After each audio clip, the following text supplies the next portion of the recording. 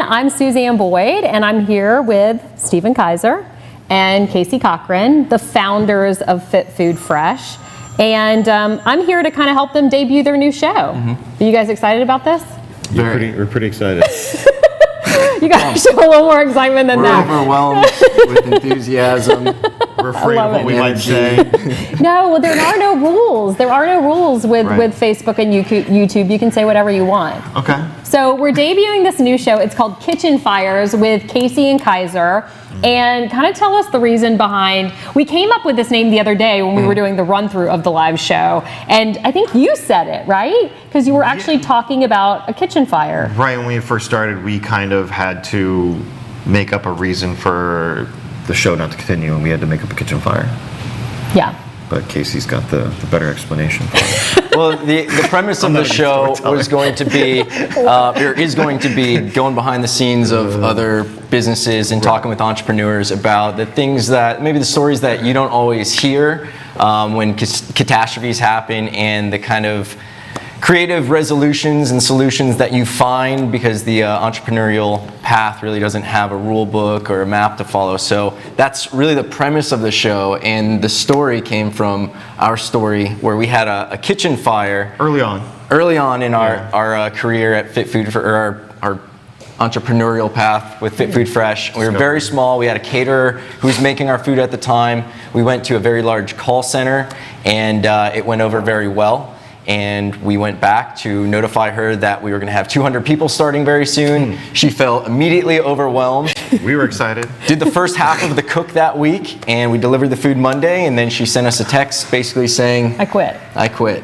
and pay up and figure it out. So we still had the second half of the week, food that was not cooked, and you don't want us cooking, so we figured the only option we had was to have a kitchen fire. So we unfortunately had to tell a little white lie, fake a kitchen fire out of fear of losing our clientele. And we were able to get a replacement chef the next week, thank God. And that's another story in and of itself.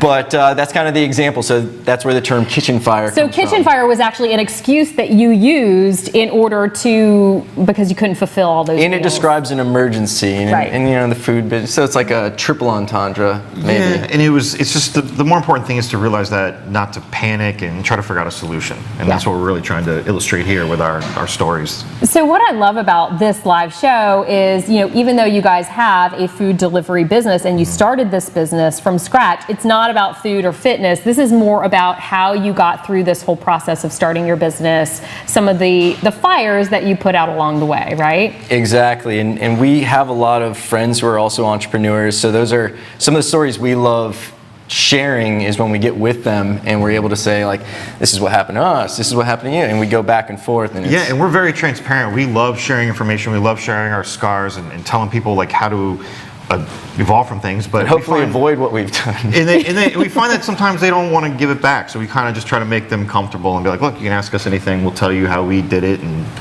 things that we've had to try to show them where our skeletons are. So wait, and I thought when I was reading some of your bios, I thought that you guys did cook the meals in the beginning. Did I make that up? You made that up. Yeah. Okay. You don't want me cooking. I could burn water. So he could make his way around the kitchen, but it would not be. Yeah, it would take me a long time. Yeah, it would not be expeditious. We've had to work in the kitchen. Right. To cut But not some being stuff. in charge of cooking. No, We quickly realized that we shouldn't be back there. Washed dishes, peeled calabasa squash. We bought the groceries. We've done everything but cooking, from sourcing, purchasing, peeling, deliveries.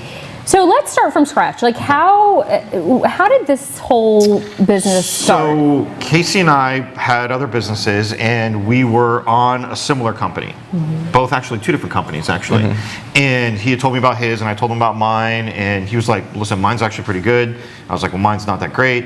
We got into it, and then one day, I forget where we were, what we were doing, and I was like, from a marketing standpoint, we just wanted to try to create a better service.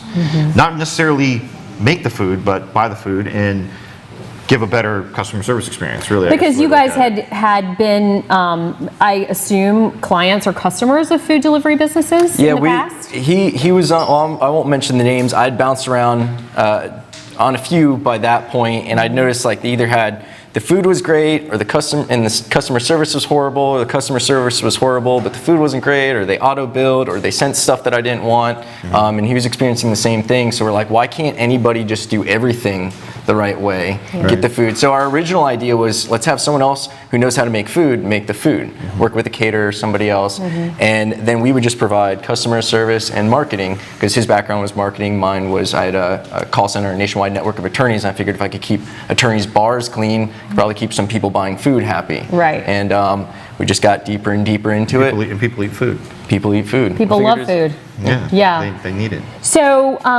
so what makes the Fit Food Fresh different? Like, is it just because you've kind of gotten comprehensive customer service and the meals, getting like really good food? And because I feel sometimes like when you have, you know, prepackaged food, it can be a challenge to make it good. Yeah. Right? Yeah, it has its things. You have to know how to use the right ingredients because of how the member might cook it or use it or handle the food. So we have to kind of think about those things ahead of time with every dish that we make. But we did it very differently with just trying to make better ingredients and do it from the perspective of our members and not so much about what the food we're making, our ideas. We just kind of looked at we used the foundation of what we experienced and then just constantly pulled and bothered and aggravated our members to give us constant feedback to try to just constantly improve. And I've actually been to their offices. So your kitchen is in your office. Yes. Yeah. I mean, not in your office. Your kitchen is attached to your office. Right, the kitchen isn't in the office. It's an office kitchen. It's an office kitchen. Yeah. So you have all your crew right there. You guys have, you know, you can go into the kitchen and see what people are doing. We actually invite, if you pick up your food, we actually invite you to come in, take a tour of it, go through all the processing and stuff like that. So look at what we deal with. All right, so Kitchen Fires with Casey and Kaiser is going to be less about the food and more about the journey of starting this food delivery business. But have you actually had to, I said we're gonna talk metaphorically about putting out kitchen fires, but have you actually had to put out a fire? I think there's a story I didn't have to put here. it out. A recent story. So we had a team member Maverick. one day in the office. You know who you are. I love it, calling him out.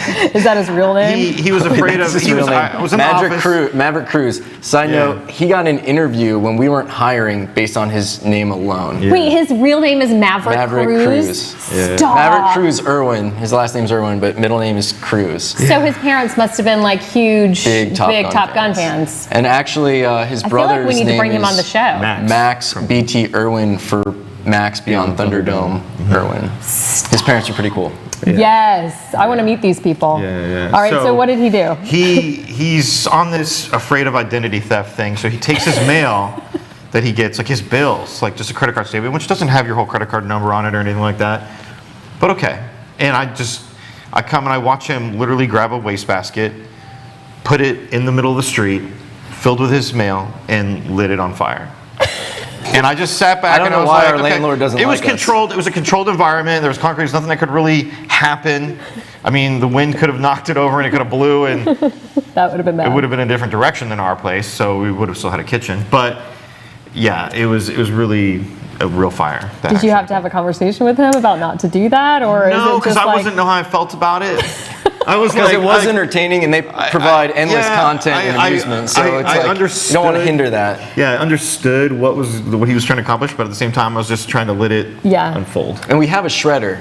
Yeah. Oh. But he complained that it's too slow. The shredder's too slow. Okay, well, moving forward, I think it's very important that from now on we have video of any of these things that happen so that we can roll them on the show. We actually do take a lot of videos. If you watch our Facebook page, our Instagram page, and Casey's Snapchat mostly, that's where you'll see most of the crazy. We just have to shoot it horizontal now. That's what that's the new rule. To share it with for you. TV, it has to be horizontal. To share with you. So we promise to bring some, share with you guys, and show you some of the antics that go on in our daily lives. So we're going to start doing this monthly, right? Because we're going to start slow. So once a month, you'll see Kitchen Fires with Casey and Kaiser here on the Fit Food Fresh Facebook page and also on the YouTube channel.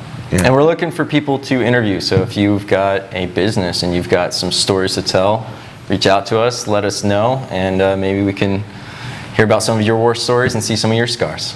But bring video. Bring video. Yeah, we like video because it's television. Yes. It didn't happen. Yes, that's very true. Yeah. All right. Thanks, guys. That was great. Awesome. See, it wasn't too bad. No. Now let's do it live. Right. All right. Well, thanks, guys. We'll see you back here next month for Kitchen Fires with Casey and Kaiser. You guys rocked it. All right. Thank you. Bye.